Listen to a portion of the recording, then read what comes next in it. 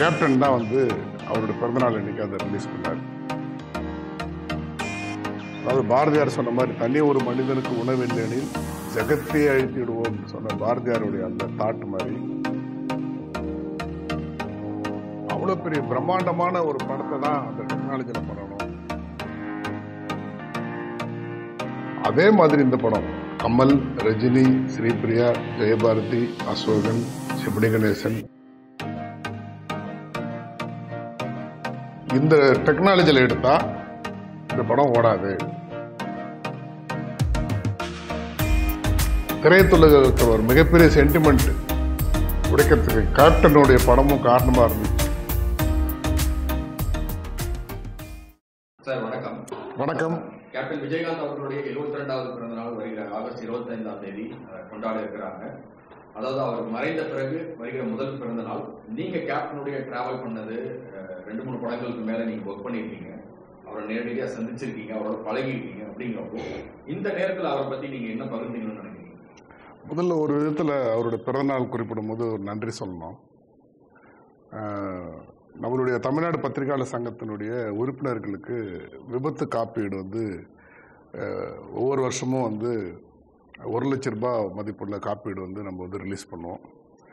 அந்த மாதிரி பண்ணும்பொழுது ஒரு ஆண்டு கேப்டன் தான் அவரோட பிறந்தநாள் அன்னைக்கு அதை ரிலீஸ் பண்ணார். நானே நம்மளுடைய தேசிய நிர்வாக உறுப்பினர் கடலூர் ரமேஷ் எல்லாரும் சேர்ந்து அந்த நிகழ்ச்சி அப்போ நடத்தினோம். அப்போ நம்மளோட நமதினகர சரவணன் எல்லாருமே இப்போ இங்கே இருந்தாங்க. அது ஒரு மறக்க முடியாத ஒரு நிகழ்ச்சி. கேப்டனுடைய பிறந்தநாள்னு சொன்னால் அவருடைய பிறந்தநாள் கொண்டாட்டத்தோடு சேர்த்து, அதாவது வறுமை ஒழிப்பு தினம் அப்படிங்கிற ஒரு கான்செப்ட். எத்தனையோ பேர் அவங்களோட பிறந்தநாளுக்கு வித்தியாசமாக கொண்டாடி இருக்காங்க. உதாரணத்துக்கு டாக்டர் ராதாகிருஷ்ணன் அவருடைய பிறந்தநாளை பெருசாக பண்ணலாம் செய்யலான்னும் பொழுது, நான் அது என்ன பெரிய சாதனை, என்னோட ஆசிரியர்களை தான் நான் கௌரவிக்கணும், அதுதான் எனக்கான ஒரு பெரிய கிரெடிட் அப்படின்ற மாதிரிலாம் சொல்லி அவருடைய ஆசிரியர்களை அவர் முன்னேற்றணும், அவங்கள அந்த நாளில் ஞாபகப்படுத்தணும்னு சொல்லி, அதுதான் என்னுடைய பிறந்தநாளுக்கான நான் சேர மரியாதையாக இருக்கும்னு சொன்னது. அந்த கான்செப்ட் தான் டாக்டர் ராதாகிருஷ்ணன் அவருடைய பிறந்தநாள் ஆசிரியர் தினமாக நம்ம கொண்டாடுறதுக்கான ஒரு விஷயம் வந்துச்சு. அந்த மாதிரி எத்தனையோ தலைவர்கள் அடிமட்டத்திலிருந்து ஏதோ ஒரு புகழின் உச்சிக்கு எவ்வளோ போனாலும் வறுமை அப்படிங்கிறத விஷயத்தை பற்றி கடைக்கோடி மக்கள், அதாவது பாரதியார் சொன்ன மாதிரி தனி ஒரு மனிதனுக்கு உணவில்லையெனில் ஜெகத்தையே அழித்திடுவோம் சொன்ன பாரதியாருடைய அந்த தாட் மாதிரி கேப்டன் அவருடைய பிறந்தநாளை வறுமை ஒழிப்பு தினம் அப்படிங்கிற ஒரு கான்செப்டை முன்னிறுத்தினார். இன்னைக்கு பார்த்தீங்கன்னா யானை இருந்தாலும் 1000 பொன், மறைந்தாலும் 1000 பொன் அப்படின்னு சொல்ற மாதிரி கேப்டன் இருக்கும்போது எவ்வளோ பேருக்கு ஒரு உதவி செஞ்சாரு, சாப்பாடு போட்டாரு. குறிப்பாக உணவுன்னு எடுத்துக்கிட்டிங்கன்னா இருக்கிற நடிகர்கள்லே புரட்சி தலைவர் கலைவாணருக்கு பிறகு அதிகமாக ஜெய்சங்கரையும் அதில் எடுத்துக்கலாம். அதுக்கு பிறகு உங்களுக்கு பார்த்தீங்கன்னா கேப்டன் தான். ஆனால் இன்னைக்கு கேப்டன் இல்லை அப்படின்னா கூட இன்னைக்கு பார்த்தீங்கன்னா அவருடைய அந்த நினைவிடத்தில் தினம் தினம் ஆயிரக்கணக்கான பேர் சாப்பிட்டுக்கிட்டே இருக்காங்க. அவங்களுக்கு சாப்பாடு யார் எடுத்துன்னு தராங்க, எப்படி கொடுக்கப்படுதுன்னே தெரியல, வந்துட்டே இருக்கு, கண்டினியூவாக வந்துட்டே இருக்கு. அந்த மாதிரி ஒரு வறுமை ஒழிப்பு தினம் அப்படிங்கிறத அவர் இருக்கும்போது அவருடைய பிறந்தநாள் அன்றைக்கு கொண்டாடப்பட்டது. அவர் மறைந்த பிறகு தினம் தினம் தினம் தினம் வறுமை ஒழிப்பு தினமாக தான் அந்த இடத்த நான் பார்த்தா என்னால் தோணுது. ஸோ அதனால் தமிழ்நாடு பத்திரிகையாளர் சங்கத்தின் சார்பிலும் அதன் தலைவர் என்ற சார்பிலும் அவரோடு அவரோடு அவரை ரசித்து பணியாற்றிய திரைப்பட கலைஞர் என்ற அந்த சார்புலையும் அட்வான்ஸ் கேப்டனுடைய பர்த்டே விஷஸ் தெரிவிச்சுக்கிறேன். தமிழ் சினிமாவினுடைய முதல் சூப்பர் ஸ்டார் பார்த்தீங்கன்னா தியாகராய பாகவதர். மிக குறைந்த படங்களே நடித்தார். ஒரு 14 படத்துக்கு மேலே பெருசாக சொல்ல முடியல. அதே மாதிரி பார்த்தீங்கன்னா PU சின்னப்பா. இந்த கேட்டகரி எப்படி எடுத்திங்கன்னா TR மகாலிங்கம், KR ராமசாமி, இவங்கெல்லாம் புகழ் உச்சி நடிகர்கள் இருந்தாங்க. அவர்களுக்கெல்லாம் அவங்களே பாடி அவங்களே நடித்தாங்க. நிறைய கலைஞர்கள் அதை விட திறமையானவங்களாம் இருந்தால் கூட அவர்களுக்கு பாடுறதுல அந்த அளவுக்கு ஒரு ஈடுபாடோ இல்லை அதற்கான குரல் வளமோ இல்லாமல் இருந்த ஒரு கட்டம் இருந்துச்சு. அதுக்கப்புறம் தான் வந்து எம்எம் மாரியப்பன் பல பேர் வந்து பின்னணி பாடகர்கள்ங்கிற ஒரு கேட்டகரி வந்ததுக்கப்புறம் தான் எம்ஜிஆர் போன்றவர்கள்லாம் அதுக்கப்புறம் வர ஆரம்பித்தாங்க ஃபுல்லாக. அப்புறம் அடுத்த கட்டத்தில் வந்து பார்த்திங்கன்னா உங்களுக்கு வந்து எம்ஜிஆர், சிவாஜி, எஸ்எஸ்ஆர் இந்த பீரியட்லாம் வந்ததுக்கப்புறம் தான் இவர்கள்லாம் தான் வந்து 100 படங்கள் நடிக்கக்கூடிய ஒரு கேட்டகரிக்கு வந்தாங்க. அதுக்கு முன்னாடி இருந்த சூப்பர் ஸ்டார்களாக இருந்த விளங்கக்கூடியவர்கள் எம்கே ராதா, டிஆர் மகாலிங்கம் போன்ற பலர் எல்லாருமே இருந்தாலும் 100 படங்கள்லாம் அவங்கெல்லாம் நடிக்க முடியல அந்த காலகட்டங்களில். அப்படி இருக்கும் பொழுது முதல்ல 100 படங்களை தொட்டவர்கள் அப்படின்ற கேட்டகரி வந்துச்சு. அப்படி வரும்போது பார்த்தீங்கன்னா 98 படங்கள் வந்து சிவாஜி முடிச்சிருக்கும் பொழுது அடுத்து ஒரே நேரத்தில் சில படங்கள் கமிட் பண்ணுறார். முரடன் முத்து இந்த மாதிரி படங்கள். பிஆர் பந்துல அவருடைய படம் தான் சிவாஜியோடைய 100வது படமாக வரும்னு எதிர்பார்த்தார். ஆனால் அதுக்குள்ளே ஏபி நாகராஜன் வந்து நவராத்திரின்னு ஒரு கதையை சொல்லி அதில் இந்த மாதிரியான கெட்டப்பு, இந்த மாதிரியான இவ்வளோ ஸ்கோப் இதெல்லாம் சொல்லவே அவர் சிவாஜியுடைய சர்க்கிள் எல்லாரும் சேர்ந்து அதை 100வது படமாக பண்ணணும்னு சொல்லி கொண்டு வந்தாங்க. ஸோ நடிகர் திலகம் சிவாஜி கணேசனுடைய 100வது படமாக அது நவராத்திரி வந்துச்சு. பலரால் ரொம்ப பரபரப்பாக பேசப்பட்டுச்சு.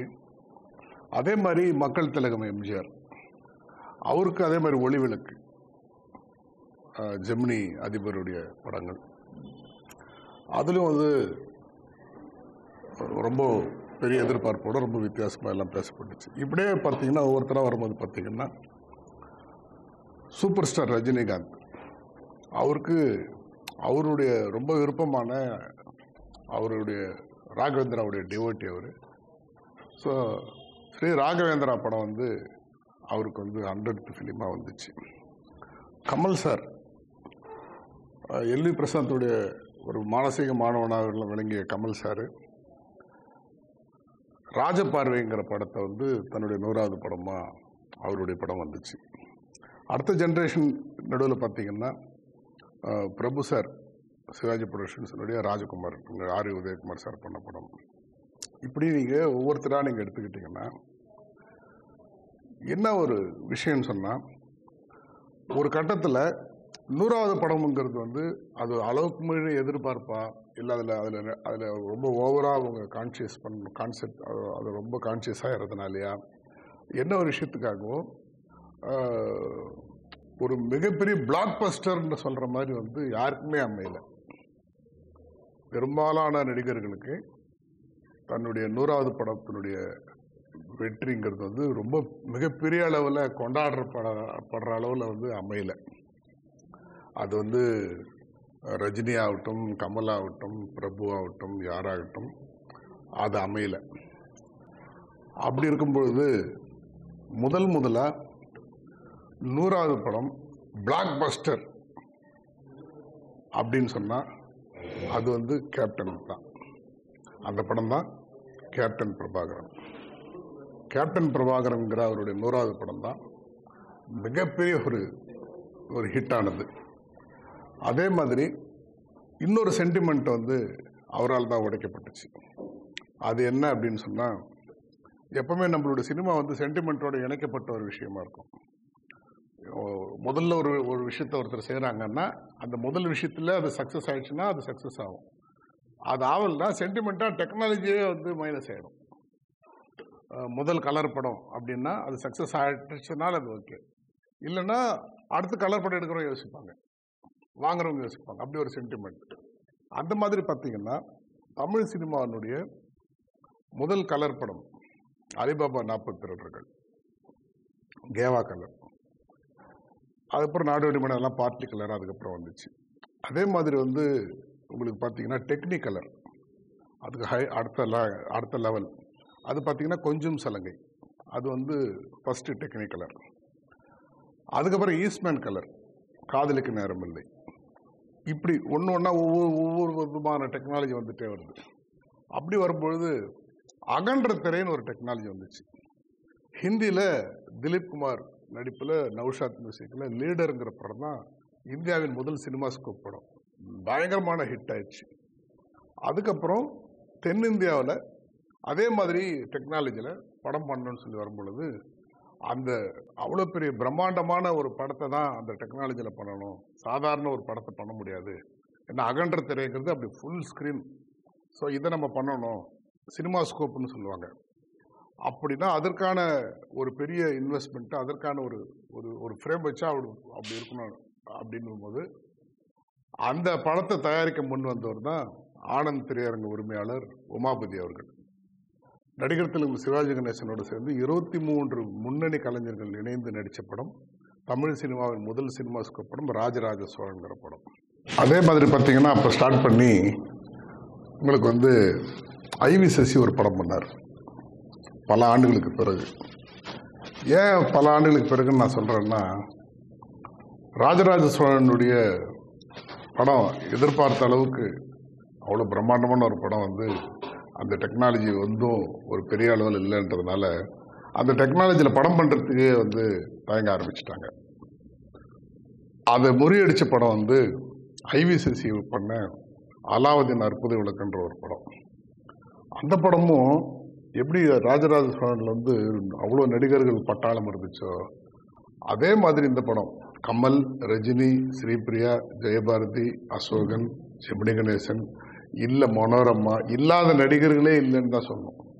அவ்வளோ ஆர்டிஸ்டுகள் நடித்த ஒரு படம், ரொம்ப பிரம்மாண்டமான பொருட்செலவில் உருவாக்கப்பட்ட அந்த படம் ஐவி சசியினுடைய ஒரு மிகப்பெரிய பட்ஜெட் ஃபிலிம் அலாவுதீன் அற்புத விளக்கு. இதே சினிமா ஸ்கோப் பிரம்மாண்டத்தில் வந்துச்சு. ஆனால் அந்த படமும் மிகப்பெரிய வெற்றி பெறலை.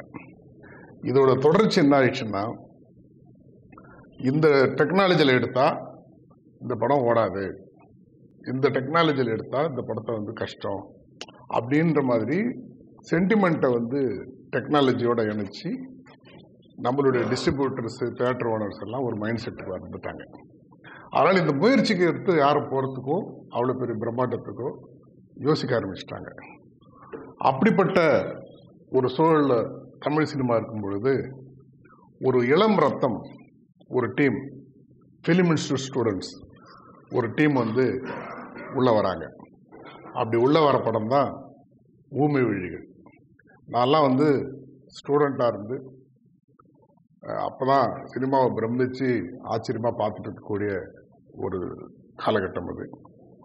அந்த காலகட்டத்தில் ஆபாவாணன், அரவிந்தராஜ், ஆர் வி உதயகுமார், மனோஜ் கியான், இந்த மாதிரி எல்லாரும் சேர்ந்து திரைப்பட கல்லூரி மாணவர்கள்லாம் இணைஞ்சு உருவாக்கத்தில் பூமிவழிகள்னு ஒரு படம். அதில் ஜெய்சங்கர் சார்லேருந்து ரவிச்சந்திரன் சார்லேருந்து ஏகப்பட்ட ஆர்டிஸ்டுகள், அருண் பாண்டியன், கார்த்திக்.